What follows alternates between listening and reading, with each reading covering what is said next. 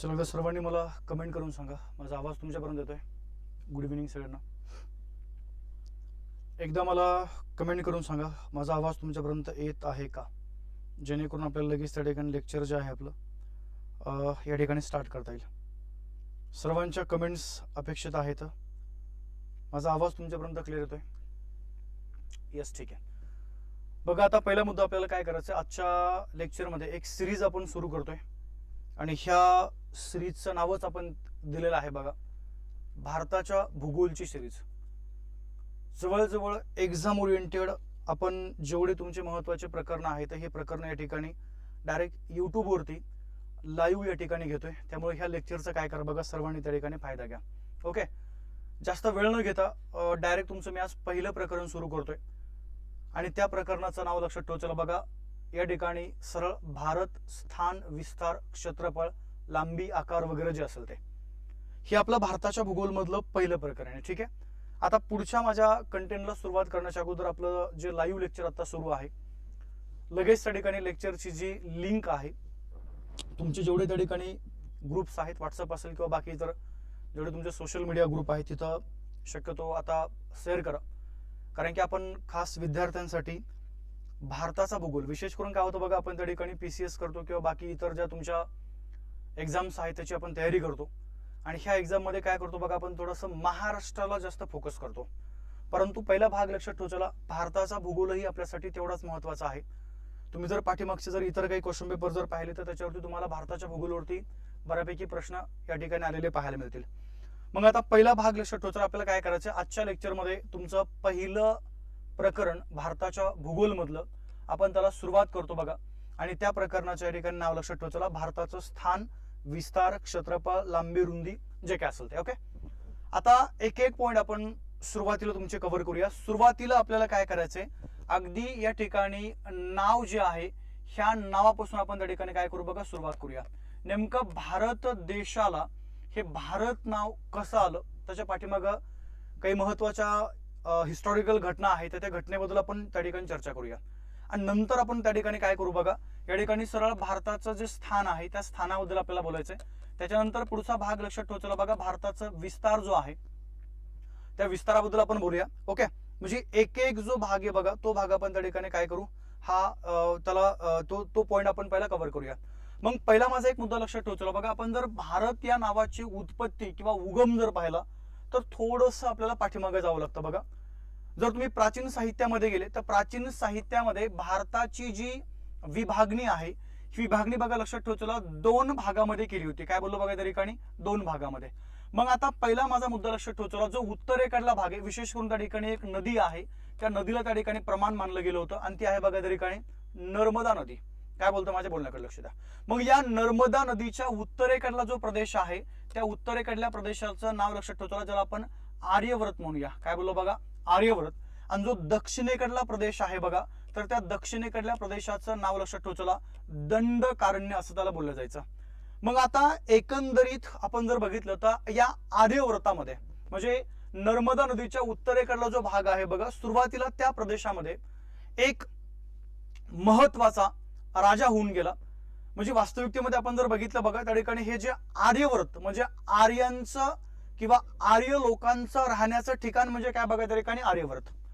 मग या उत्तर भारतामध्ये किंवा या नर्मदेच्या उत्तरेकडं या आर्यव्रतामध्ये एक सुरुवातीला लक्षात ठेवा बघा, एक राजा होता. त्या राजाचं नाव लक्षात ठेवा, वास्तविकतेमध्ये त्या राजाचं नाव बघा त्या ठिकाणी सुदास नावाचा राजा. काय बोलतो लक्षात ठेवा, काय सुदास. परंतु सुदास हा जो राजा आहे ज्या ग्रुपचा होता, एक मोठा ग्रुप होता, तो एक टोळी होती आणि त्या ग्रुपचं नाव लक्षात ठेवा बघा, ते नाव आहे त्या ठिकाणी भरत नाव. काय बोललो बघा, या ठिकाणी भरत.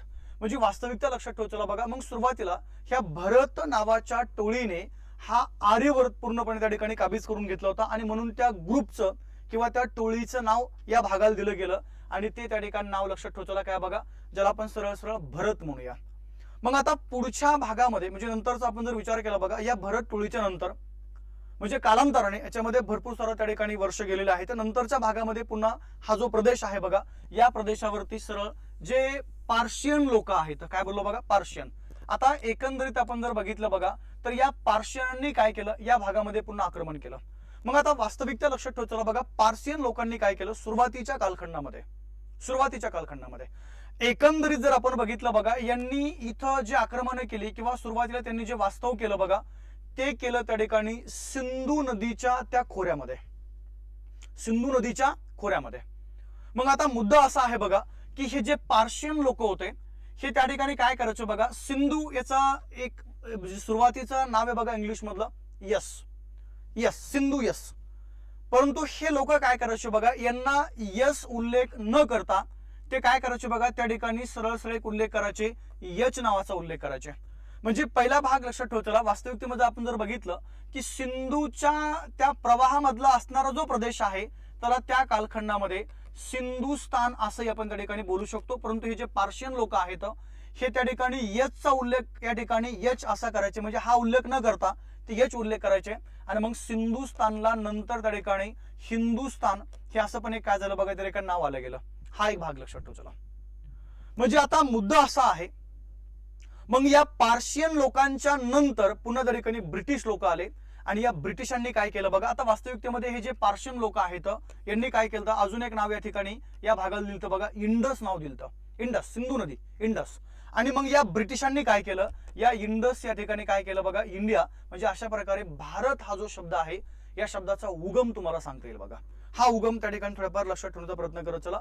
सुरुवातीला आर्यवर्त आहे, दंडकारण्य आहे. ओके, मग या आर्यवर्तामध्ये भरत टोळीचा राजा आहे ज्याचं नाव लक्षात ठेवतो सुदास. आणि मग त्या टोळीचं नाव त्याला दिलं गेलं बघा या प्रदेशाला, आणि ते नाव दिलं त्या ठिकाणी भरत.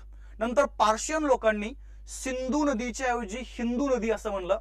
मग सिंधुस्थानच्या ऐवजी या प्रदेशाचा उल्लेख त्यांनी हिंदुस्थान केला. नंतर इंडस, नंतर ब्रिटिशांनी इंडिया. असा तुम्हाला हा पूर्णपणे याचा जो प्रवास आहे भारत या नावाचा तो त्या ठिकाणी सांगावा लागेल. ओके, चलो मग आता थोडंसं आपण पुढे जाऊ बघा. पुढचा जो आपल्याला भाग कव्हर करायचा आहे, लक्षात ठेवा. चला तुम्हाला या ठिकाणी काय करायचं बघा, भारताचं जे स्थान आहे ह्या स्थानाबद्दल आपण काय करू बघा, आता या ठिकाणी चर्चा करूया.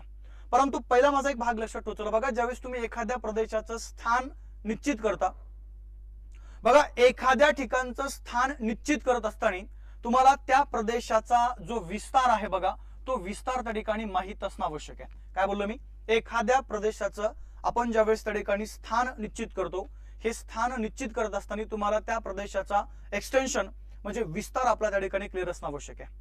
मग आता पहिला भाग लक्षात ठेवा. चला, विस्तार हा 2 प्रकारचा असतो. किती प्रकारचा बोललो मी, 2 प्रकारचा. त्यातला पहिला तुमचा जो प्रकार आहे बघा, तो प्रकार लक्षात ठेवा. चला, अक्षवृत्तीय विस्तार. आणि सेकंड लक्षात ठेवा. चला बघा त्या ठिकाणी काय, तर तो आहे हा रेखावृत्तीय विस्तार. मग आता आपल्याला काय करायचं माहितीये का, अक्षवृत्तीय दृष्ट्या भारत नेमका कुठं आहे आणि रेखावृत्तीय दृष्ट्या नेमका भारत कुठं आहे, आपण त्याच्याबद्दल त्या ठिकाणी चर्चा करूया. परंतु ही चर्चा करण्याच्या अगोदर आपल्याला अक्षवृत्त कशाला म्हणायचंय आणि रेखावृत्त कशाला म्हणायचंय ही तुमची पहिली संकल्पना या ठिकाणी क्लिअर पाहिजे बघा. मग या अक्षवृत्तावरनं आपल्याला एखाद्या प्रदेशाचं जे स्थान आहे हे स्थान पण त्या ठिकाणी समजतं. अक्षवृत्तावरनं एखाद्या प्रदेशाचं हवामान त्याचा पण आपण त्या ठिकाणी अभ्यास करू शकतो. हे जे रेखावृत्त आहे या रेखावृत्तावरनं आपल्याला एखाद्या प्रदेशाचं स्थान समजतं. आणि दुसरा भाग लक्षात ठेवा. चला, रेखावृत्तावरनं आपल्याला एखाद्या प्रदेशाची जी प्रमाण वेळ आहे ती पण आपण त्या ठिकाणी निश्चित करू शकतो बघा.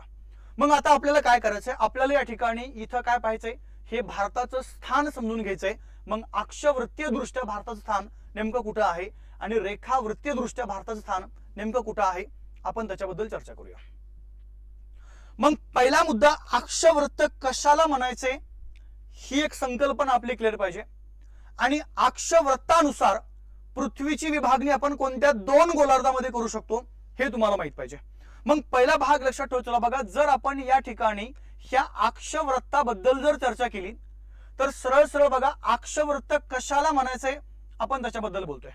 बघा, आपली ही जी पृथ्वी आहे या पृथ्वीवर काल्पनिक स्वरूपामध्ये ज्या आडव्या रेषा आहेत, काय बोललो त्या ठिकाणी, काल्पनिक स्वरूपामध्ये ज्या आडव्या रेषा आहेत या आडव्या रेषेला आपण त्या ठिकाणी काय म्हणलो बघा, तर या ठिकाणी आडव्या रेषांना आपण अक्षवृत्त म्हणतोय. काय म्हणतो बघा त्या ठिकाणी, अक्षवृत्त. आता माझ्या बोलण्याकडे थोडंसं लक्ष द्या. मग जर आडव्या रेषांना जर आपण अक्षवृत्त म्हणलोय आणि या ठिकाणी एक लक्षात ठेवतो, जर आपण पृथ्वीच्या मधोमध एक आडवी रेष मारलेली आहे म्हणजे आडवी रेष ही अक्षवृत्ताची आहे, याचा अर्थ लक्षात ठेवतो. अक्षवृत्तानुसार आपण या ठिकाणी पृथ्वीची विभागणी एकतर उत्तर गोलार्धामध्ये करू शकतो किंवा काय बघा त्या ठिकाणी दक्षिण गोलार्धामध्ये करू शकतो. पश्चिम पूर्व आपण करू शकत नाही, कारण की आडवी रेषा आहे. मग अक्षवृत्त जर म्हटलं तर लक्षात ठेवा, चला एखादा प्रदेश अक्षवृत्तानुसार एकतर उत्तर गोलार्धामध्ये असतो किंवा काय बघा त्या ठिकाणी दक्षिण गोलार्धामध्ये असतो. मग आता पहिला भाग लक्षात ठेवा, चला या ठिकाणी ही जी आडवी रेष आहे बघा मधोमध, ती आहे त्या ठिकाणी 0° अक्षवृत्तावरती. काय बोलू तुम्हाला मी, 0° अक्षवृत्तावरती. मग या 0° अक्षवृत्ताच्या उत्तरेकडे जर तुम्ही गेले बघा, असे तुम्हाला एकूण अक्षवृत्त किती पाहायला मिळतात, या ठिकाणी 90 अक्षवृत्त. आणि जर तुम्ही दक्षिण गोलार्धामध्ये गेले तर दक्षिण गोलार्धामध्ये पुन्हा त्या ठिकाणी अक्षवृत्त किती पाहायला मिळतं बघा, पुन्हा 90 अक्षवृत्त. आणि हे 0 अक्षवृत्तच आहे. म्हणजे पहिला भाग 90 आणि 90 180 आणि 0 आहे. म्हणजे एकूण अक्षवृत्तांची संख्या किती आली बघा, तर एकूण अक्षवृत्तांची संख्या ही त्या ठिकाणी 181 आहे. काय बोललो तुम्हाला मी, एकूण अक्षवृत्तांची जी संख्या आहे ती लक्षात ठेवा, किती बघा 181 तुम्हाला अक्षवृत्त. आणि हेच आपल्याला परीक्षेमध्ये बऱ्याचदा विचारलं जातं की खालीलपैकी एकूण अक्षवृत्तांची संख्या किती. तर लक्षात ठेवा, एकूण अक्षवृत्तांची संख्या किती आली मग त्या ठिकाणी 181. पण पहिला भाग लक्षात ठेवा, अक्षवृत्त जर आपल्या पृथ्वीवरला काल्पनिक आडव्या रेषा आहेत तर आपण पृथ्वीची विभागणी एकतर उत्तर गोलार्धामध्ये किंवा एकतर काय बघा त्या ठिकाणी दक्षिण गोलार्धामध्ये करू शकतो. मग आता याच्यामध्ये जर आपण बघितलं बघा, मग भारताचं अक्षवृत्त नेमकं किती आहे, आपल्याला त्याच्याबद्दल या ठिकाणी चर्चा करायची की भारताचं अक्षवृत्त नेमकं किती आहे, आपण त्याबद्दल बोलूया. मग पहिला माझा मुद्दा लक्षात ठेवायचा बघा, जर आपण भारताचा अक्षवृत्ती विस्तार जर बघितला तर आपल्याला भारताचा जो अक्षवृत्ती विस्तार आहे तो या ठिकाणी असा सांगावा लागेल की भारत हा अक्षवृत्तीय दृष्ट्या म्हणजे भारताचं जे अक्षवृत्त आहे आडवी रेषा लक्षात ठेवायचा, ह्या आडव्या रेषा म्हणजे काय त्या ठिकाणी अक्षवृत्त. मग पहिला मुद्दा, भारताचं अक्षवृत्त 8° ते लक्षात ठेवायचा 37°. आता इथं मी असं एक ब्रॅकेट करतोय, ह्या ब्रॅकेट मध्ये मला एक वाक्य लिहायचंय की भारत हा अक्षवृत्तीय दृष्ट्या उत्तर गोलार्धामध्ये का दक्षिण गोलार्धामध्ये. परंतु त्यासाठी आपल्याला भारताचं अक्षवृत्त माहित पाहिजे. आणि मग हे अक्षवृत्त आहे 8 ते किती बघा त्या ठिकाणी 37 अक्षांश. 8 ते किती बघा त्या ठिकाणी 37 अक्षांश हा आपल्या भारताचा अक्षवृत्तीय विस्तार आहे. पण तुम्हाला मी काय बोललोय की नेमकं भारत पृथ्वीच्या कोणत्या गोलार्धामध्ये. मग तुम्हाला काय होतं माहितीये का, एमपीएससी मध्ये किंवा इतर ज्या सरळ सेवा किंवा बाकी इतर आपल्या ज्या परीक्षा आहेत त्याच्यामध्ये डायरेक्ट असं येते की खालीलपैकी चुकीचं वाक्य निवडा. आणि त्याच्यामध्ये असं एक वाक्य असतं की भारताचा अक्षवृत्ती विस्तार हा 8 ते 37 पूर्व अक्षवृत्त आहे. काय बोललो बघा, पूर्वचा काही संबंधच येत नाही या ठिकाणी, कारण की अक्षवृत्त आहे एक तर उत्तर पाहिजे किंवा काय बघा त्या ठिकाणी दक्षिण पाहिजे, पूर्वाचा काही इथं रोल येणार नाहीये. मग पहिला भाग लक्षात ठेवा, इथं नेमकं भारत पृथ्वीच्या कोणत्या गोलार्धामध्ये आहे, उत्तर का दक्षिण, आपल्याला ते समजून घ्यायचंय. आणि त्यासाठी पुन्हा मी इकडे येतोय. मग आता पहिला मुद्दा लक्षात ठेवा बघा, पुन्हा जर आपण त्या ठिकाणी अक्षवृत्ताबद्दल जर बोललो तर सरळ बघा, पृथ्वीवरती काल्पनिक स्वरूपामध्ये ज्या आडव्या रेषा आहेत त्यांना आता मी अक्षवृत्त म्हणलोय. मग आता लक्ष द्या, या ठिकाणी 0° अक्षवृत्तावरती एक आडवी रेषा आहे.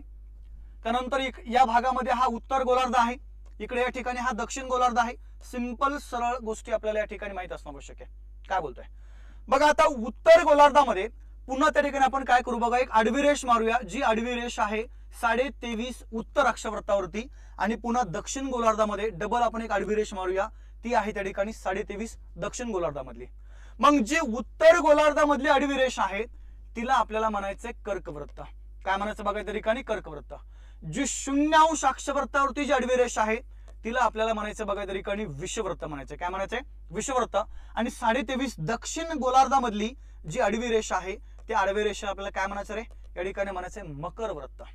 मग आता आपण अगदी लहानपणापासून एकच वाक्य वारंवार ऐकत आलोय की भारताच्या 8 राज्यामधून काय गेले, कर्कवृत्त गेले. काय गेले त्या ठिकाणी कर्कवृत्त. तुम्ही कधी ऐकले का आपल्या भारतातून मकरवृत्त गेलेलं, की ह्या राज्यामधनं मकरवृत्त गेलं, कधी ऐकलं तुम्ही? बिलकुल नाहीये. आपण लहानपणापासून आपण एकच ऐकत आलोय की गुजरात, राजस्थान, मध्य प्रदेश, छत्तीसगड, झारखंड, पश्चिम बंगाल, त्रिपुरा आणि मिझोराम या 8 राज्यामधनं काय गेले त्या ठिकाणी कर्कवृत्त गेले. आणि कर्कवृत्त हे पृथ्वीच्या कोणत्या गोलार्धामध्ये आहे, तर कर्कवृत्त हे पृथ्वीच्या उत्तर गोलार्धामध्ये आहे. याचा अर्थ लक्षात ठेवा, भारत हा पृथ्वीच्या कोणत्या गोलार्धामध्ये बघा, या ठिकाणी उत्तर गोलार्धामध्ये आहे. समजलंय. जर भारतामधून जर मकर वर्त जर गेलं असतं तर लक्षात ठेव चला, भारत हा पृथ्वीच्या या ठिकाणी कोणत्या गोलार्धामध्ये असतं बघा, दक्षिण गोलार्धामध्ये. परंतु भारताच्या 8 राज्यामधून जर कर्क वृत्त गेले तर पहिला भाग लक्षात ठेव चला, भारत हा त्या ठिकाणी पृथ्वीच्या कोणत्या गोलार्धामध्ये आहे बघा, उत्तर गोलार्धामध्ये आहे. म्हणजे पहिलं स्थान आपल्याला कळालं, अक्षवर्तानुसार भारत हा पृथ्वीच्या या ठिकाणी उत्तर गोलार्धामध्ये आहे. आणि भारताच्या अक्षवर्ती विस्तारामध्ये आपण जर बघितलं तर तुम्हाला 29 अक्षांशाचा फरक पाहायला मिळतो बघा. किती बोललो मी? 29 अक्षांश. जर तुम्ही 37 मधून जर 8 मायनस केले तर भारताच्या अक्षवर्ती विस्तारामध्ये 29 अक्षांशाचा फरक हा तुम्हाला बऱ्याचदा परीक्षेमध्ये विचारला गेलेला आहे. आपल्याला त्याबद्दल माहिती असणं आवश्यक आहे बघा. आता थोडंसं आपण पुढे जाऊया. आता ज्या आडव्या रेषेबद्दल तुम्हाला मी बोललोय ती आहे बघा त्या ठिकाणी कर्कवृत्ताची आडवी रेष, 23.5 उत्तर अक्षवृत्त. मग आता हे 23.5 उत्तर जे अक्षवृत्त आहे ज्याला आपण कर्कवृत्त म्हणलोय, मग पहिला तर मुद्दा लक्षात ठेव चला, तुम्हाला हे पण बऱ्याचदा परीक्षेमध्ये विचारलं जातं. कोणत्या रेषा? 3 रेषा माझ्यामध्ये कन्फर्म लक्षात ठेव चला. 3 रेषा. कोणत्या 3 रेषा? जी 0 अक्षवृत्तावरती आहे तिला आपण विषुववृत्त म्हणलोय. जी 23.5 उत्तर गोलार्धामधली आहे तिला आपण त्या ठिकाणी कर्कवृत्त म्हणलोय. आणि जी 23.5 दक्षिण गोलार्धामधली आहे तिला आपण काय नाव दिलं त्या ठिकाणी? मकरवृत्त म्हणलोय. ह्या 3 आडव्या रेषा आपण कोणतीही परीक्षा द्या, बऱ्याचदा या 3 आडव्या रेषांच्या वरती आपल्याला परीक्षेमध्ये प्रश्न विचारले गेलेले आहेत. ओके, आता या थोडंसं पुढे एक एक पॉईंट आपण त्या ठिकाणी काय करू बघा. तुमचा हा जो पॉईंट आहे तो पॉईंट त्या ठिकाणी आपण कव्हर करण्याचा प्रयत्न या ठिकाणी करतोय.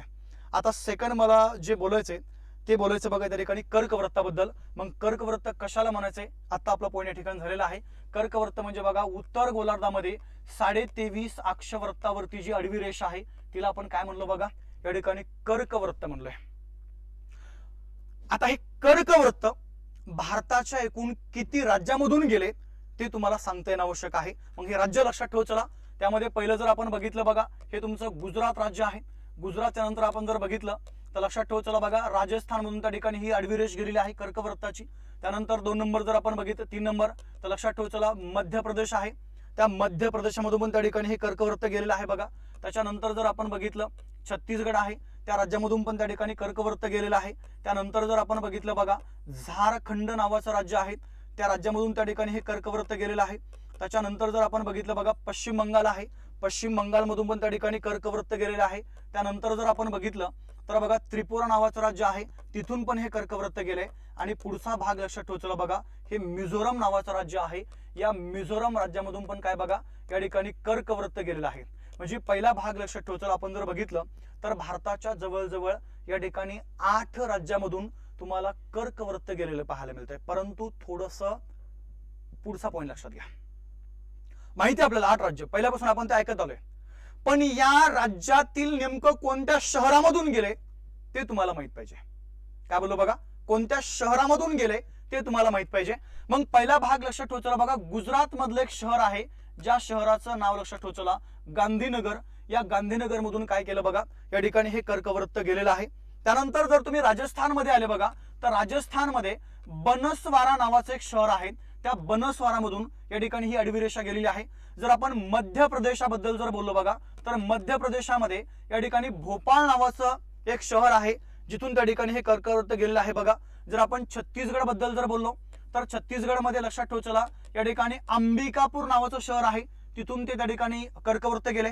झारखंड बद्दल आपण जर बोललो बघा तर रांची नावाचं शहर आहे, त्या रांची मध्ये त्या ठिकाणी हे कर्कवृत्त गेलेलं आहे. जर आपण पश्चिम बंगाल बद्दल जर बोललो तर पश्चिम बंगालमध्ये बघा कृष्णनगर नावाचं एक शहर आहे, त्या कृष्णनगर मधून त्या ठिकाणी हे कर्कवृत्त गेलेलं आहे. जर आपण त्रिपुरा बद्दल जर बोललो बघा तर त्रिपुरामध्ये लक्षात ठेव चला उदयपूर नावाचं एक शहर आहे, या उदयपूर मधून त्या ठिकाणी कर्कवृत्त गेले. आणि जर मिझोराम बद्दल आपण जर चर्चा केली बघा तर सियालसुक नावाचं एक शहर आहे, या सियालसुक मधनं काय गेले या ठिकाणी हे कर्कवृत्त गेलेलं आहे. म्हणजे पहिला भाग आपला क्लिअर पाहिजे की भारताच्या 8 राज्यामधून गेलाय मान्य आहे, पण या 8 राज्यातील शहरं कोणती हे आपल्याला माहिती असणं आवश्यक आहे. मग शहरं कोणती आहेत? गुजरात मधलं गांधीनगर, त्यानंतर बघा राजस्थान मधलं बनसवारा, मध्य प्रदेश मधलं भोपाळ, छत्तीसगड मधलं अंबिकापूर, त्यानंतर बघा झारखंड मधलं रांची, पश्चिम बंगाल मधलं कृष्णनगर, त्रिपुरा मधलं बघा उदयपूर, आणि पुढचं एक लक्षात ठेवायचं त्या ठिकाणी मिझोराम मधलं कोणतं बघा सियालसुक नावाचं शहर आहे. पण आता इथं एक पॉइंट मी IMP करून लिहितो, कारण की तुम्हाला हा पॉइंट 100% परीक्षेमध्ये माझ्या मते विचारला जाऊ शकतो आगामी कालखंडामध्ये. तुम्ही कधी पण एक गोष्ट लक्षात ठेवतो बघा, जर तुम्ही कोणताही जर पेपर जर बघितला आयोगाचा, विशेष करून एमपीएससीचा, तर बघा त्याच्यामध्ये काही प्रश्न असे आहेत की त्यातला पूर्वार्ध किंवा उत्तरार्ध आपल्याला ऑलरेडी माहित आहे. पूर्वार्ध किंवा उत्तरार्ध आपल्याला माहित आहे. एखाद्या प्रश्नाचा पूर्वार्ध माहित आहे, उत्तरार्ध माहित नसतो, आणि एमपीएससी प्रश्न टाकते बघा उत्तरार्धावरती. आता मी तुम्हाला अजून बी सांगतो, महाराष्ट्रामध्ये स्पर्धा परीक्षा करणाऱ्या 100% पोरांना माहित आहे की कर्कवृत्त हे भारताच्या 8 राज्यांमधून गेलंय. पण त्यातल्या जवळजवळ बऱ्याचशा विद्यार्थ्यांना हे माहित नाहीये की 8 राज्यामधले शहर कोणते, आणि त्यापैकी लक्षात ठेवायचं बघा. तुम्हाला प्रश्न कसा येतो आता, जर तुम्हाला परीक्षेमध्ये प्रश्न असा आला की कर्कवृत्त, काय बोललो बघा, कर्कवृत्त हे भारताच्या, काय बोललो बघा, हे भारताच्या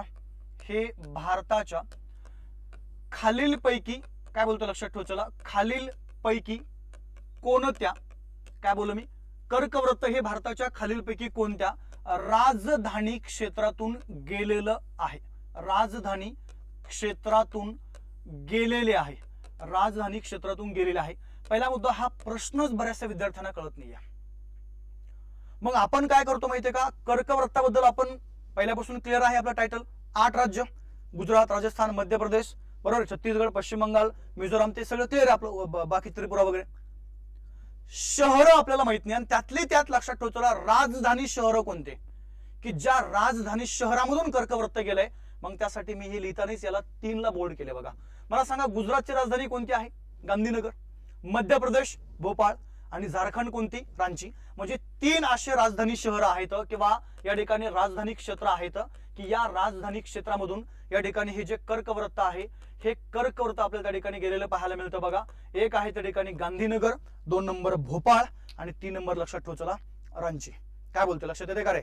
अशा टाईपचे जर तुम्हाला परीक्षेमध्ये प्रश्न आले तर मग आपल्याला फक्त कर्कवृत्त माहित असतं. मग तुम्हाला मगाशी बोललो मी, आयोग तुम्हाला फक्त पूर्वार्ध टाकतं, बरोबर आहे का नाही, उत्तरार्ध टाकतं, आणि बाकी मग आपण डोक्याला हात म्हणून बसतो, अरे बाप, हे आम्ही तर पहिल्यापासून करत होतो पण इथपर्यंत आपण कधी गेलोच नाहीये. तर लक्षात ठेव चला, जर तुम्हाला एमपीएससीची तयारी करायची किंवा आयोगाचा आपण जर त्या ठिकाणी पुढे जर अभ्यास करणार आहोत तर अशा प्रकारच्या संकल्पना तुमच्या त्या ठिकाणी क्लिअर पाहिजेत. की कोणत्या राजधानी क्षेत्रामधनं गेले, तर 3 राजधानी शहर लक्षात ठेव चला. गुजरात मधलं गांधीनगर, मध्य प्रदेश मधलं भोपाळ, आणि झारखंड मधलं कोणतं बघा त्या ठिकाणी रांची. पण इतरही शहर लक्षात ठेव चला. राजस्थान मधलं बनसवारा, छत्तीसगड मधलं अंबिकापूर, पश्चिम बंगाल मधलं कृष्णनगर, त्रिपुरा मधलं उदयपूर, आणि मिझोराम मधलं आहे बघा त्या ठिकाणी सियालसुक नावाचं शहर. ओके, चला, म्हणजे पहिला भाग आपल्या या ठिकाणी क्लिअर झाला की भारत हा पृथ्वीच्या या ठिकाणी उत्तर गोलार्धामध्ये आहे. पण कशानुसार? त्या ठिकाणी अक्षवृत्तानुसार भारत हा त्या ठिकाणी पृथ्वीच्या उत्तर गोलार्धामध्ये आहे. आता आपण थोडस जाऊ पुढं. आता आपण चर्चा करू त्या ठिकाणी कशाबद्दल बघा, रेखावृत्ताबद्दल. मी तुम्हाला मगाशी बोललो होतो की आपल्याला एखाद्या प्रदेशाचं जर स्थान समजून घ्यायचंय तर तुम्हाला त्या प्रदेशाचा अक्षवृत्त किती आहे आणि त्या प्रदेशाचं रेखावृत्त किती आहे ते आपलं क्लिअर पाहिजे बघा. आता अक्षवृत्तानुसार आपल्याला कळालं की भारत हा पृथ्वीच्या उत्तर गोलार्धामध्ये आहे. आता आपण चर्चा करू रेखावृत्ताबद्दल. मग जसं मी तुम्हाला मगाशी बोललो होतो की अक्षवृत्त म्हणजे त्या ठिकाणी आडव्या रेषा पृथ्वीवरला काल्पनिक, तसं रेखावृत्त म्हणजे त्या ठिकाणी काय बघा, उभ्या रेषा. मग आता पहिला माझा भाग लक्षात ठेव चला. आपण जर त्या ठिकाणी पृथ्वीवरती काल्पनिक स्वरूपामध्ये जर उभ्या रेषा मारल्या आणि या उभ्या रेषांना आपण जर रेखावृत्त म्हणलोय तर मग रेखावृत्तानुसार पृथ्वीची विभागणी जी आहे या ठिकाणी एक तर आपण पश्चिम गोलार्धामध्ये करू शकतो किंवा एक तर काय बघा त्या ठिकाणी पूर्व गोलार्धामध्ये करू शकतो. उत्तर दक्षिण येणारच नाहीये, विशेष नाहीये, कारण की आपण रेखावृत्त पाहतोय. हा, जर अक्षवृत्त असेल तर उत्तर दक्षिण साहजिक आहे. पण जर आपण रेखावृत्ताबद्दल बोलतोय तर रेखावृत्तानुसार पृथ्वीची विभागणी एक तर पश्चिम गोलार्धामध्ये किंवा एक तर काय बघा त्या ठिकाणी या पूर्व गोलार्धामध्ये. मग आता या थोडस पुढं बघा, जर तुम्ही 0° रेखावृत्त जर आपण याला जर कन्सिडर केलं तर या 0° रेखावृत्ताच्या पूर्वेकडे म्हणजे पुढं बघा, पुढे जाताना कधी पण प्लस लिहायचं बघा, +1 +2 +3 +4 असे जवळजवळ या पूर्व गोलार्धामध्ये एकूण रेखावृत्तांची संख्या आहे बघा 180 रेखावृत्त. आणि पश्चिम गोलार्धामध्ये मायनस ल्या, -2 -3 -4 असे पश्चिम गोलार्धामध्ये एकूण रेखावृत्त किती आहेत बघा त्या ठिकाणी 180 रेखावृत्त. मग आता एक सांगा, 180 प्लस 180 आपण जर यांची जर बेरीज केली तर ही आपली बेरीज झाली बघा 360. म्हणजे एकूण रेखावृत्तांची संख्या त्या ठिकाणी किती आहे बघा 360 रेखावृत्त हे त्या ठिकाणी तुम्हाला एकूण सांगावे लागतील. पण त्यामध्ये भारत नेमका कोणत्या गोलार्धामध्ये आहे रेखावृत्तानुसार, पश्चिम का पूर्व, हे तुम्हाला सांगावं लागणार आहे. त्यासाठी एक सिंपल तुम्हाला उदाहरण सांगतो बघा मी कसं आहे. सिंपल उदाहरण, मला सांगा जर तुम्ही पृथ्वीच्या जर पूर्व गोलार्धामध्ये गेले तर तिथं रेखावृत्त कसं लिहिलं जात आहे, +1 +2 +3 +4, इकडे -1 -2 -3 -4.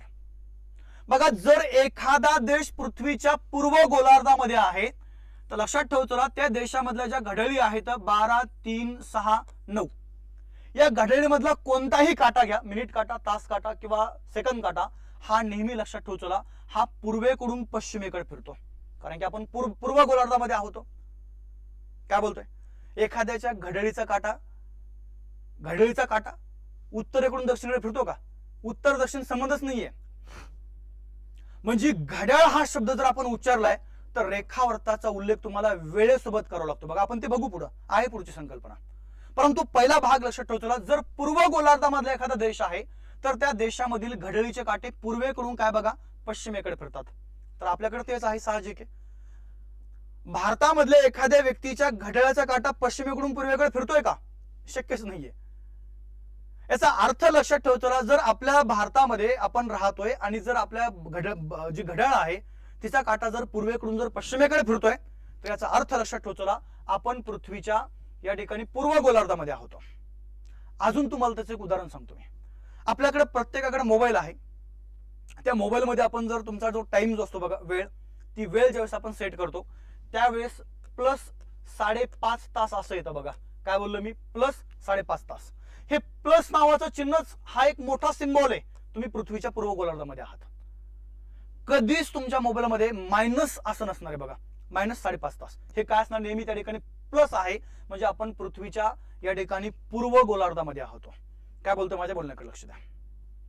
मग आता दुसरा मुद्दा असा आहे बघा, जर आपण पृथ्वीच्या पूर्व गोलार्धामध्ये आहोत तर मग भारताचं रेखावृत्त किती हे आपल्याला माहिती असणं आवश्यक आहे. मग पहिला एक भाग लक्षात ठेव चला, जर आपण भारताच्या या ठिकाणी रेखावृत्ती विस्ताराबद्दल जर बोललो तर आपल्याला भारताचा रेखावृत्ती विस्तार या ठिकाणी माहित पाहिजे. तो आहे बघा त्या ठिकाणी सरळ 68. काय बोललो त्या ठिकाणी मी, 68 ते या ठिकाणी भारताचा रेखावृत्ती विस्तार आहे 97. इथं मी थोडंसं एक हे करतो बघा, एक बॉक्स करून ठेवतो, म्हणजे तुम्हाला इथं आपल्याला एक काय करायचंय की भारत हा रेखावृत्ती दृष्ट्या कोणत्या गोलार्धामध्ये आहे. तर मग आता आपण बघितलंय की भारत हा रेखावृत्ती दृष्ट्या या ठिकाणी आहे सरळ पूर्व गोलार्धामध्ये. काय बोललो त्या ठिकाणी, पूर्व गोलार्धामध्ये आपल्याला त्या ठिकाणी भारत पाहायला मिळतो. याचा अर्थ असा आहे की भारताचं स्थान आपण जर बघितलं बघा तर पृथ्वीमध्ये किंवा पृथ्वीचा आपण जर विचार केला तर अक्षवृत्तीय दृष्ट्या आणि रेखावृत्तीय दृष्ट्या भारत हा तुम्हाला सरळ उत्तर आणि पूर्व गोलार्धामध्ये पाहायला मिळतो बघा. काय बोललो मी, उत्तर आणि पूर्व. अक्षवृत्तानुसार त्या ठिकाणी उत्तर गोलार्धामध्ये, आणि आपण जर रेखावृत्ताचा विचार केला त्यानुसार काय बघा त्या ठिकाणी पूर्व गोलार्धामध्ये. आणि भारताच्या रेखांशामध्ये एकूण जर आपण बघितलं बघा 97 - आपण जर 68 केलं तर भारताच्या रेखांशामध्ये पण तुम्हाला या ठिकाणी 29 रेखांशाचा फरक पाहायला मिळतो. पण आता मगाशी एक वाक्य बोललो होतो बघा तुम्हाला मी, हे तुम्हाला आठवत असेल की ज्यावेळेस आपण एखाद्या प्रदेशाचा रेखावृत्त पाहतो, रेखावृत्तावरून आपण त्या ठिकाणी त्या प्रदेशाची प्रमाण वेळ जी आहे ती पण निश्चित करतो बघा. मग आता लक्षात ठेव चला, रेखावृत्तावरनं प्रमाण वेळ कशी निश्चित करायची आपण त्याबद्दल बोलूया. माझा पहिला मुद्दा लक्षात ठेव चला, मी तुम्हाला मगाशी बोललोय की तुम्ही जर पृथ्वीवर जर आपण विचार करतो बघा तर या पृथ्वीवर 180 रेखावृत्त पूर्व गोलार्धामध्ये आणि 180 कुठं बघा त्या ठिकाणी पश्चिम गोलार्धामध्ये. याचा अर्थ लक्षात ठेव चला, आपल्या पृथ्वीवर 12 तासाचा दिवस आहे आणि 12 तासाची काय बघा त्या ठिकाणी रात्र आहे. ही कशी ओळखायची ते लक्षात ठेव चला. मला सांगा 0° रेखावृत्त आहे.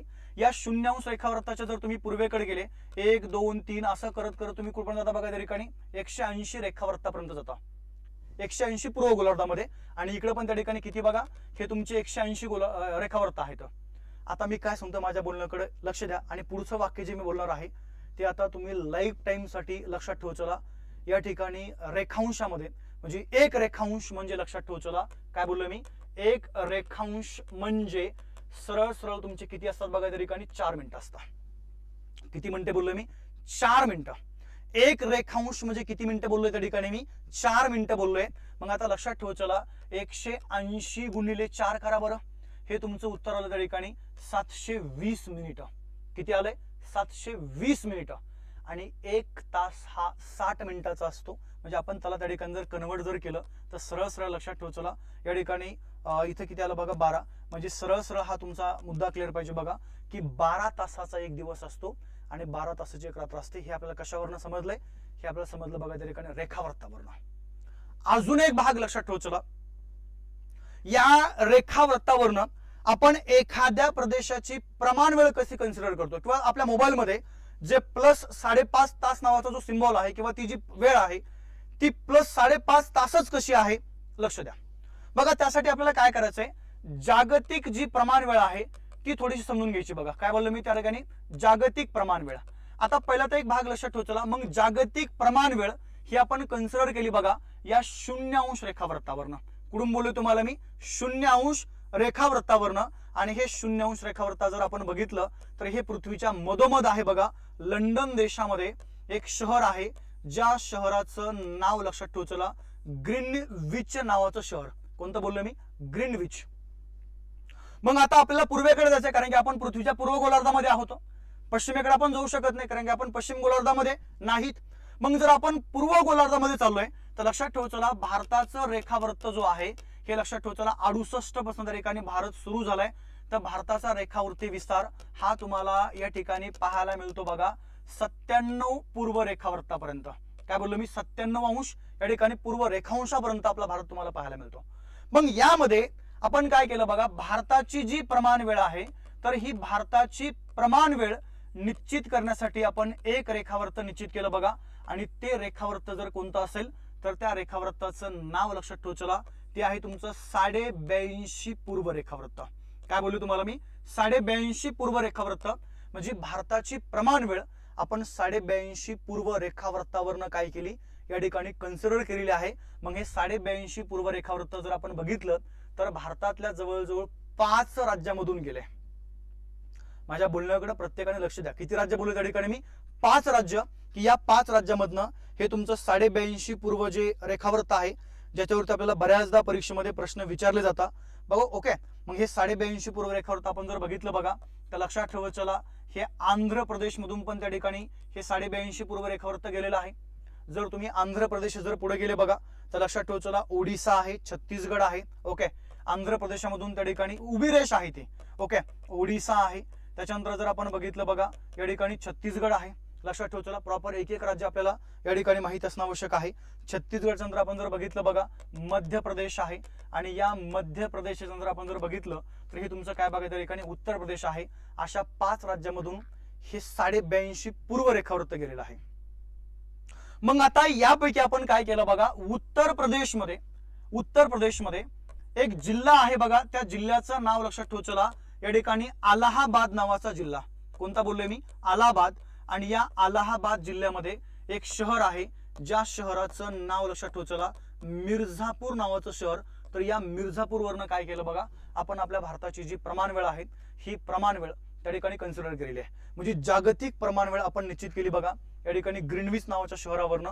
आणि जर तुम्ही भारताच्या जर प्रमाण वेळेबद्दल बोलले तर ही आपण त्या ठिकाणी कुठून निश्चित केली बघा, तर मिर्झापूर शहरामधून आपण त्या ठिकाणी भारताची प्रमाण वेळ या ठिकाणी कन्सिडर केलेली आहे किंवा निश्चित केलेली आहे. मग मला सांगा आता 0° रेखावृत्त ते 82.5 पूर्व रेखावृत्त या रेखांशामध्ये एकूण किती रेखावृत्ताचा फरक आहे रे? तर 82.5 आहे, बरोबर आहे का नाही? 0 ते 82.5 म्हणजे फरक किती आला? 82.5. आणि तुम्हाला मगाशी बोललो मी एक रेखावृत्त म्हणजे 4 मिनिटं. मग 82.5 गुणिले 4 करा, तुमचं उत्तर आलं बघा त्या ठिकाणी 330 मिनिटं. आपण जर त्याला तासामध्ये जर कन्वर्ट केलं तर हे तुमचं उत्तर आलं बघा 5.5 तास. पण त्याच्या अगोदर आपण प्लस लिहितोय कारण का भारताच्या म्हणजे पृथ्वीच्या पूर्व गोलार्धामध्ये आहोत, म्हणून त्या ठिकाणी आपल्या मोबाईलमध्ये प्लस 5.5 तास असा एक चिन्ह असतं बघा. याचा अर्थ असा आहे की जागतिक प्रमाण वेळेपेक्षा भारताची प्रमाण वेळ ही 5.5 तासांनी पुढे आहे. काय बोललो मी? 5.5 तासांनी पुढे आहे. तर ह्या बेसिक गोष्टी आपल्याला या ठिकाणी माहित असणं आवश्यक आहे. अजून थोडंसं लक्ष द्या. मी तुम्हाला काय बोललो बघा, ह्या रेखावृत्तावरनं आपण अजून एक गोष्ट त्या ठिकाणी निश्चित करतो बघा. भारताचा जर आपण विचार केला तर तुम्हाला भारताचे अंतिम टोक जे आहेत हे अंतिम टोकं तुम्हाला माहित असणं आवश्यक आहे. बघा कशा, बघा भारताच्या अति उत्तरेकडं या ठिकाणी दप्तार नावाचं अंतिम टोक आहे. भारताच्या अति दक्षिणेकडे जर आपण गेलो बघा, या ठिकाणी कन्याकुमारी नावाचं अंतिम टोक आहे. भारताच्या आपण जर अति पूर्वेकडे जर गेलो तर लक्षात ठेवायचं, अति पूर्वेकडे आपण जर बघितलं बघा तर अरुणाचल प्रदेशमध्ये किंबथू नावाचं अंतिम टोक आहे. आणि जर आपण जर पश्चिमेकडे गेलो बघा तर गुजरात राज्यामध्ये या ठिकाणी गुआरमोटा नावाचं एक अंतिम टोक आहे. मग 68 पासून आपलं काय झालं बघा, त्या ठिकाणी भारत सुरू झालाय. अरे बरोबर आहे का नाही? मग 68 ते लक्षात ठेवतो काय बघा, त्या ठिकाणी 97 पर्यंत भारत आहे. 97 पूर्व रेखावृत्तापर्यंत. मग मला सांगा 68 ते 97 यांचा आपण जर वजा म्हणजे जर मायनस केलं तर तुमचं उत्तर किती आलं बघा, 29 रेखावृत्त आलं. आणि तुम्हाला मगाशी बोललो मी एक रेखावृत्त म्हणजे 4 मिनिटं, मग 29 गुणिले 4 करा, उत्तर आलं बघा तुमचं 116 मिनिटं. म्हणजे आपण त्याला जर तासामध्ये जर कन्वर्ट केलं तर 1 तास 56 मिनिटं हे तुमचं उत्तर आलं. म्हणजे भारताच्या अति पश्चिमेकडल्या वेळेमध्ये आणि भारताच्या अति पूर्वेकडल्या वेळेमध्ये तुम्हाला 1 तास 56 मिनिटाचा फरक पाहायला मिळतो. सरासरी आपण त्याला डायरेक्ट 2 तासामध्ये पण कन्वर्ट करू शकतो. काय बोललो मी, 2 तास. म्हणजे भारताच्या अति पश्चिमेकडल्या वेळेमध्ये आणि अति पूर्वेकडल्या वेळेमध्ये तुम्हाला 2 तासाचा फरक पाहायला मिळतो. बघा ज्या वेळेस या गुजरातमध्ये किंवा गुआरमोटामध्ये सकाळच्या 8 वाजलेले असतात, त्यावेळेस या अरुणाचल प्रदेश मधलं जे काही किंबथू आहे तिथं सकाळचे 10.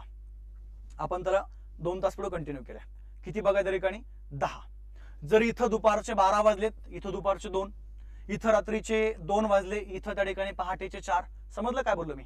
म्हणजे एकंदरीत आपण जर विचार केला तर हे आपण सर्व त्या ठिकाणी कशावरनं कन्सिडर केलंय, हे कन्सिडर केलं बघा आपण त्या ठिकाणी या सरळ सरळ त्या ठिकाणी तुमच्या रेखावृत्तावरनं. ठीक आहे, म्हणजे पहिला माझा भाग लक्षात ठेवू. चला आपण जर या ठिकाणी भारताच्या अक्षवृत्ताबद्दल जर बोललो, ओके, अक्षांश किंवा अक्षवृत्त, किंवा आपण जर भारताच्या या ठिकाणी रेखावृत्ताबद्दल जर बोललो तर 2 गोष्टी तुमच्या या ठिकाणी क्लिअर पाहिजेत.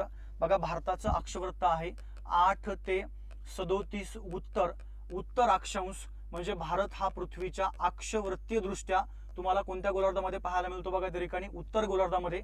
आणि जर आपण भारताच्या रेखावृत्ताबद्दल जर बोललो बघा 68 ते 97 पूर्व रेखांश. म्हणजे रेखावृत्तीय दृष्ट्या तुम्हाला भारत हा पृथ्वीच्या या ठिकाणी सरळ सरळ पूर्व रेखांशामध्ये किंवा पूर्व गोलार्धामध्ये आपल्याला त्या ठिकाणी पाहायला मिळतो. ठीक आहे, ही एक बेसिक गोष्ट आहे जी आपल्याला या ठिकाणी माहीत असणं आवश्यक आहे. आता आपल्याला स्थान झालं, विस्तार झालं. आता आपण भारताच्या भूगोलमध्ये जातोय बघा 3ऱ्या मुद्द्याकडं. आणि त्या पॉइंटचं नाव लक्षात ठेवचला आपण ज्याला म्हणूया भारत क्षेत्रफळ. एक एक भाग आपण समजून घेऊया. माझा पहिला मुद्दा लक्षात ठेवचला, आपण जर भारताचं क्षेत्रफळ जर पाहिलं, सरळ सरळ भारताचं क्षेत्रफळ आहे बघा 32,87,263 चौरस किलोमीटर. हे तुम्हाला आपल्या भारताचं पूर्णपणे काय बघा एकूण त्या ठिकाणी क्षेत्रफळ पाहायला मिळतंय. मग आता काय झालंय, भारताने जगाच्या एकूण भूभागाच्या किती टक्के भाग व्यापलाय हे तुम्हाला माहित पाहिजे. बघा किती टक्के भाग, जगाच्या भागाच्या एकूण किती टक्के भाग. त्यानंतर भारताने पृथ्वीच्या एकूण भागाच्या किती टक्के भूभाग व्यापलाय हे तुम्हाला समजून घ्यायचंय. भारत हा आशिया खंडामध्ये येतो. आशिया खंडाच्या एकूण भागापैकी किती टक्के भाग भारताने व्यापलाय. आणि आशिया खंडाच्याही लक्षात ठेवचला दक्षिण आशिया खंडामध्ये भारत आहे. मग त्याच्या एकूण भागाच्या किती टक्के भाग भारताने व्यापलाय हे तुम्हाला माहित पाहिजे. आपल्याला फक्त एकच माहिती आहे, भारत हा जगामध्ये क्षेत्रफळाच्या दृष्टीने 7व्या क्रमांकाला आहे. बरोबर, त्यात चुकीचं काही नाही आहे.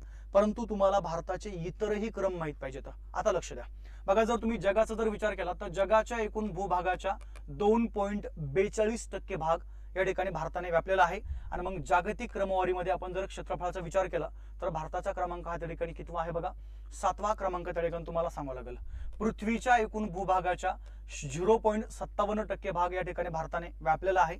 आशिया खंडाच्या एकूण भूभागाच्या 13.56% भाग या ठिकाणी भारताने व्यापलेला आहे. आणि मग आशिया खंडामध्ये क्षेत्रफळाच्या बाबतीमध्ये भारत हा 3ऱ्या क्रमांकाला आहे. आणि जर तुम्ही दक्षिण आशियाचा जर विचार केला तर 73.2% भाग आणि दक्षिण आशिया खंडामध्ये भारत हा क्षेत्रफळाच्या बाबतीमध्ये या ठिकाणी 1ल्या क्रमांकाला आहे. ह्या बाबी आपल्याला या ठिकाणी सरळ सरळ माहीत असणं आवश्यक आहे बघा. ठीक आहे, मग आता सरळ आपण काय करू बघा, जर तुम्हाला मी जगाबद्दल जर बोललो तर मग अशी आपल्याला बोलणं झालंय ओके की सरळ सरळ जगामध्ये भारताचं क्षेत्रफळाच्या बाबतीमध्ये नेमका क्रमांक किती आहे. तर बघा जागतिक क्षेत्रफळाच्या 2.42% भाग या ठिकाणी कोणी आपला बघा भारताने व्यापलाय. मग जगामध्ये सर्वाधिक क्षेत्रफळाचा देश आहे जो तुम्हाला माहित आहे 1 नंबरला कोणता बघा त्या ठिकाणी रशिया नावाचा देश आहे. बरोबर आहे की नाही. हे थोडंसं लक्षात ठेवण्याचा प्रयत्न करा. चला बघा, त्यानंतर 2 नंबर जर आपण बघितलं रशिया आहे, त्यानंतर 2 नंबर कॅनडा आहे बघा, 3 नंबर जर आपण बघितलं तर अमेरिका आहे, चौथ्या क्रमांक आहे बघा त्या ठिकाणी चीन देशाचा. ओके, जर तुम्ही 5व्या जर क्रमांकाबद्दल जर बोलले तर 5वा क्रमांक लक्षात ठेवू. चला या ठिकाणी ब्राझील नावाचा देश आहे. त्यानंतर 6वा जर आपण क्रमांक बघितला तर लक्षात ठेवू. चला ऑस्ट्रेलिया नावाचा देश आहे. आणि 7व्या क्रमांकाला जर आपण बघितलं बघा तर लक्षात ठेवू. चला हे त्या ठिकाणी भारत देश आहेत. म्हणजे क्षेत्रफळाच्या बाबतीमध्ये जर आपण विचार केला तर क्षेत्रफळाच्या बाबतीमध्ये लक्षात ठेवू. चला भारताचा जो क्रमांक आहे तो भारताचा क्रमांक त्या ठिकाणी जागतिक क्रमवारीमध्ये या ठिकाणी तुम्हाला कितवा पाहायला मिळतो बघा, तर हा आपल्याला पाहायला मिळतो सरळ त्या ठिकाणी 7वा क्रमांक आपल्याला या ठिकाणी पाहायला मिळतो. ओके, बघा भारताचं जेवढं क्षेत्रफळ आहे कधी कधी काय होतं माहितीये का तुम्हाला, पटीमध्ये येतं बघा, पटीमध्ये जास्त. मग इथं मी 2 देशाबद्दल फक्त बोलणार आहे, एक पाकिस्तान आणि सेकंड लक्षात ठेवतो तो आहे बघा त्या ठिकाणी जपान. बघा भारताचं जे क्षेत्रफळ आहे पाकिस्तानच्या 4 पट मोठं आहे. किती बोललो त्या ठिकाणी, 4 पट मोठा भारत आहे. म्हणजे अख्खे 4 पाकिस्तान देश भारतामध्ये समाविष्ट होऊ शकतात. आणि जपानच्या डायरेक्ट 8 पट आहे. किती बोललो बघा त्या ठिकाणी, 8 पट. म्हणजे भारतामध्ये अख्खे 8 जपान देश समाविष्ट होऊ शकतात बघा. ठीक आहे, एवढं मोठं तुम्हाला आपल्या भारताचं या ठिकाणी जे क्षेत्रफळ आहेत ते त्या ठिकाणी सांगावं लागेल बघा. ठीक आहे, तर जगामध्ये आपण जर बघितलं तर हे सर्वाधिक क्षेत्रफळाचे काही देश आहेत, त्यामध्ये भारताचा क्रमांक 7वा तुम्हाला मी सांगितलाय. मग आता आपल्याला काय करायचं माहितीये का, भारताचं जे क्षेत्रफळ आहे 32,87,263 चौरस किलोमीटर. मग या 32,87,263 पैकी आपण जर या ठिकाणी राज्याचा जर विचार केला बघा तर भारतामध्ये सर्वाधिक क्षेत्रफळाचे ऍटलिस्ट पहिले 3 तरी लक्षात ठेवा. चला पहिले 3 राज्य.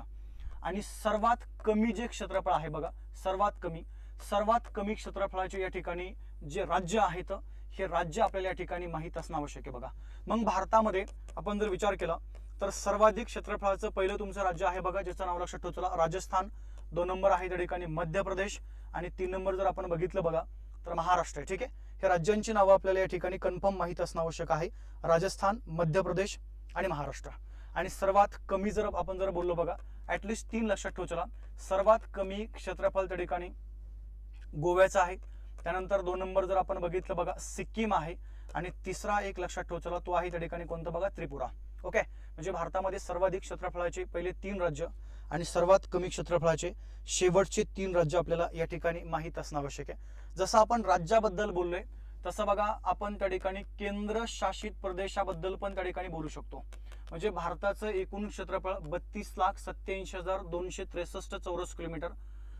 मग त्यामध्ये सर्वाधिक क्षेत्रफळाचा केंद्रशासित प्रदेश कोणता आहे ते एक तुम्हाला माहित पाहिजे. आणि सर्वात कमी क्षेत्रफळाचा या ठिकाणी केंद्रशासित प्रदेश कोणता आहे ते एक आपल्याला या ठिकाणी माहित असणं आवश्यक आहे. जसं आपण आता राज्याबद्दल बोललोय तसं आपण या केंद्रशासित प्रदेशाबद्दल बोलूया. मग बघा भारतामध्ये सर्वाधिक क्षेत्रफळाचे आपण जर सुरुवातीचे 3 जर या ठिकाणी केंद्रशासित प्रदेश जर बघितले तर एक आहे बघा त्या ठिकाणी लडाख नावाचा, जो सर्वात मोठा त्या ठिकाणी केंद्रशासित प्रदेश आहे. 2 नंबर आपण जर बघितलं बघा तर जम्मू काश्मीर आहे, जो सर्वाधिक क्षेत्रफळ त्या ठिकाणी केंद्रशासित प्रदेश आहे.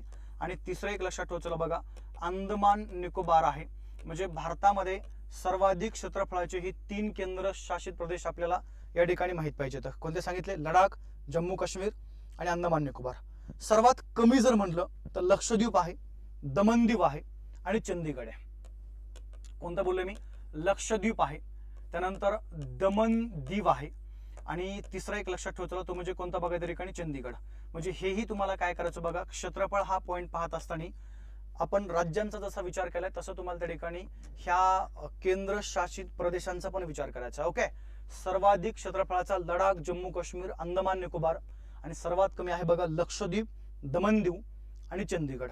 जसं मी तुम्हाला राज्य सांगितले, जसे त्या ठिकाणी केंद्रशासित प्रदेश आपण पाहिले, तसं पुन्हा आपण अजून एक मुद्द्याकडे येतोय. 32,87,263 चौरस किलोमीटर हे आपल्या भारताचं एकूण क्षेत्रफळ आहे.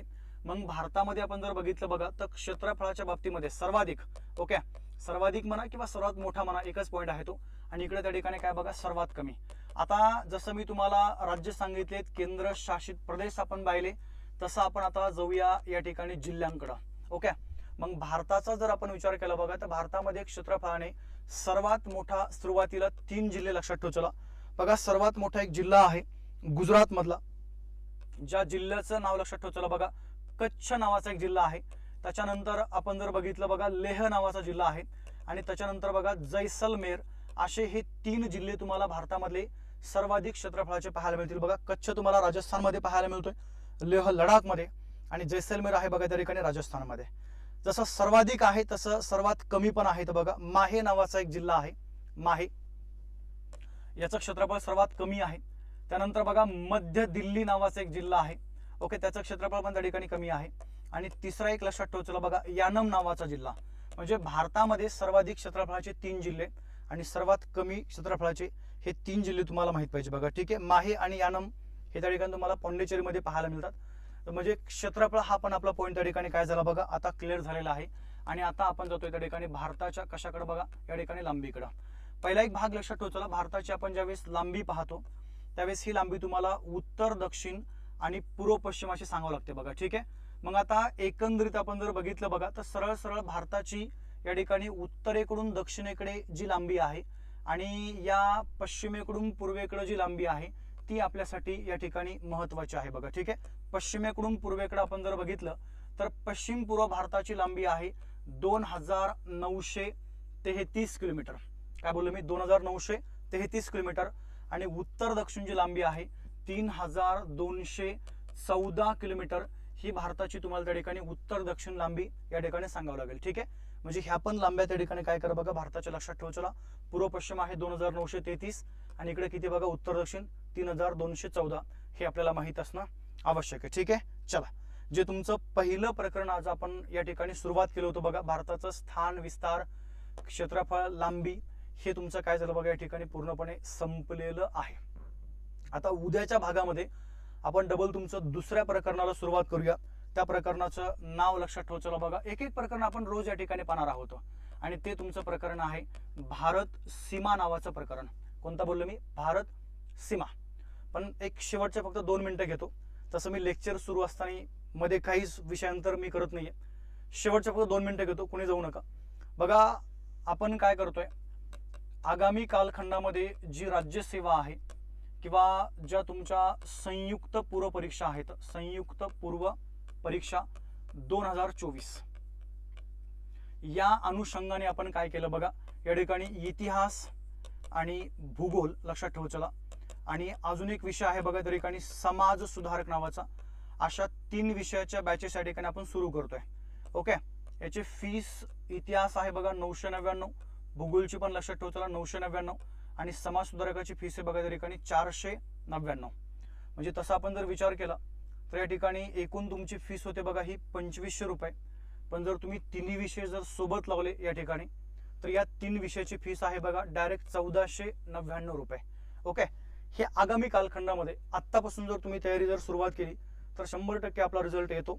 परंतु तुम्हाला आत्तापासून त्या तयारी लागणं आवश्यक आहे. तर ज्या ज्या विद्यार्थ्यांना बॅचेस घ्यायच्यात, नंबर या ठिकाणी प्रोव्हाइड करतो मी, 99 75 75 54 99. या नंबरवर त्या ठिकाणी मला तुम्ही संपर्क साधू शकता. आणि इतिहास, भूगोल, समाज सुधारक या विषयाच्या सविस्तर माहितीसाठी एक टेलिग्राम चॅनल तुम्हाला मी सांगतोय, हिस्ट्री बाय अमोल सर. ठीक आहे, हिस्ट्री बाय अमोल सर हे टेलिग्राम चॅनल काय करा बघा, प्रत्येकाने त्या ठिकाणी जॉईन करून ठेवा. या टेलिग्रामवरती तुम्हाला बरीचशी अपडेट जी आहेत ही माझ्याकडनं या 3 विषयासंदर्भात किंवा स्पर्धा परीक्षा ज्या आहेत या संदर्भात अपडेट या ठिकाणी तुम्हाला मी प्रोव्हाइड करतो. ठीक आहे. चलो, जर आजचं जर लेक्चर तुम्हाला प्रॉपर जर समजलं असेल तर बॅचेस जॉईन करा, अन्यथा फोर्स नाहीये. ओके, परंतु एक गोष्ट कन्फर्म लक्षात ठेव. चला, संकल्पनात्मक भूगोल मी शिकवतो बघा. ठीक आहे, एकही मार्क तुमचा मी जाऊन देणार नाही, हे मी तुम्हाला आत्ताच सांगतो. आणि 100% आपला प्रयत्न असेल की आपल्याला भूगोलमध्ये, इतिहासामध्ये किंवा समाज सुधारक हा जो पार्ट आहे याच्यामध्ये आपल्याला त्या ठिकाणी स्कोअर करता आला पाहिजे. तुम्ही घ्या, तुमच्या मित्रांनाही तुम्ही सजेस्ट करू शकता. चालेल, थांबू, आपण भेटूया उद्याच्या लेक्चरमध्ये. तोपर्यंत सर्वांना जय हिंद, जय महाराष्ट्र, शुभरात्री.